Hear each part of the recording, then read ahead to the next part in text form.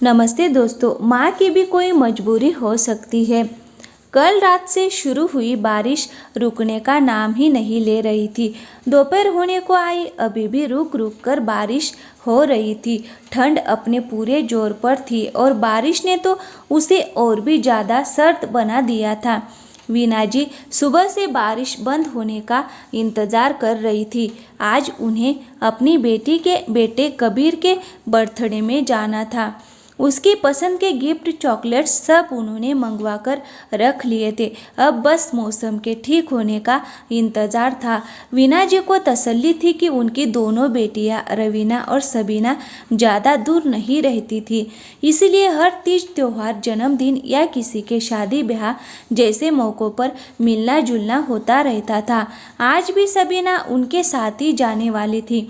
वह दोनों बेटियों के लिए बनाए हुए तिल के लड्डू, गुड़ पाक, गाजर का हलवा डब्बों में पैक कर रही थी कि बेटे नितिन ने आकर बताया, मम्मा शहर में जगह जगह बहुत ज़्यादा पानी भरा है।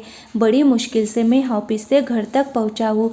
दीदी का नया घर तो वैसे भी बहुत ज़्यादा दूर है, अक्सर जाम लगा रहता है। रात में वापस लौटना बहुत मुश्किल हो जाएगा और कल सुबह मेरी एक ज़रूरी मीटिंग ही है। आप दीदी को मना कर दो कि हम लोग नहीं आ पाएंगे। उनको सोच में पढ़ देख नितिन बोला, मम्मा दीदी कोई बच्ची थोड़ी ही है, समझ जाएंगी। मौसम कितना खराब है, अभी कुछ ही दिनों पहले ही तो आप बुखार से उठी है और फिर संडे को अपने नए शोरूम के उद्घाटन पर सब लोग आ रहे हैं ना, तब ये सब सामान आप उन दोनों को दे देना। जब उन्होंने रवीना को अपने ना आने के बारे में बताया तो जैसा कि उन्हें डर था, रवीना ने उनकी बात पूरी सुने बिना ही गुस्से से फ़ोन काट दिया। उन्हें बहुत ही बुरा लगा। बच्चे आजकल माँ बाप की मजबूरी भी नहीं समझते हैं। वह नितिन को चाय देकर अपने कमरे में आकर लेट गई। सामने की दीवार पर बच्चों की अपने पापा के संग हंसती हुई फोटो को देखकर वह अतीत की यादों में खो गई। रवीना शुरू से ही अपने पापा की लाडली थी, अपनी हर बात मनवा कर ही मानती थी।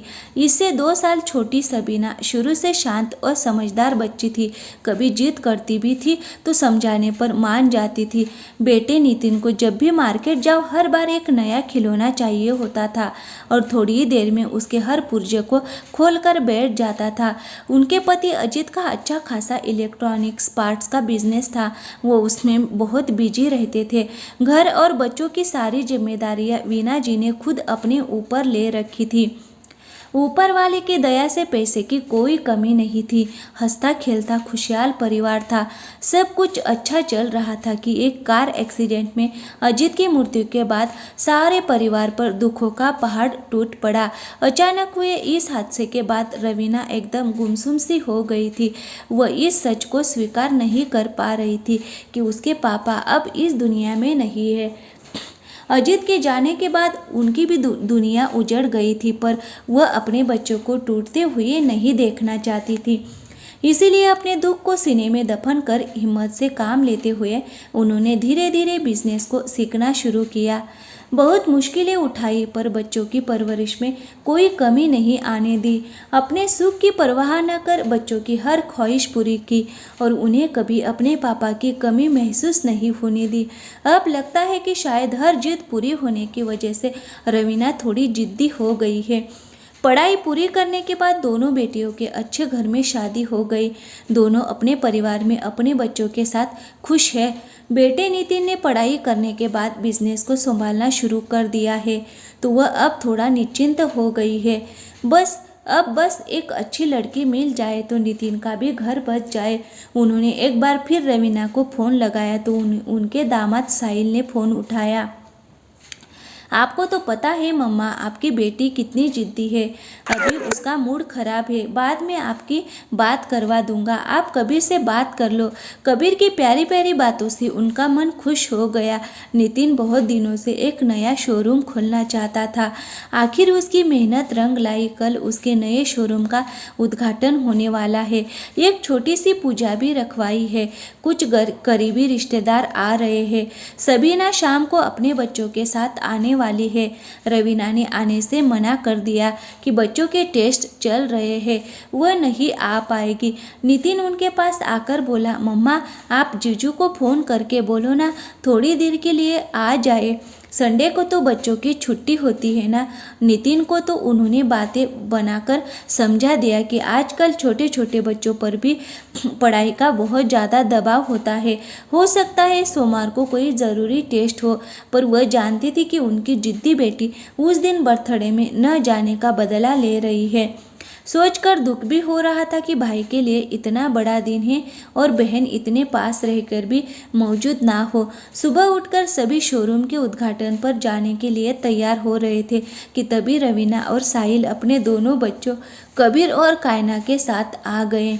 उनके गले लगकर बोली, सॉरी मम्मा, मुझे माफ़ कर देना, मैंने आपका बहुत दिल दुखाया है।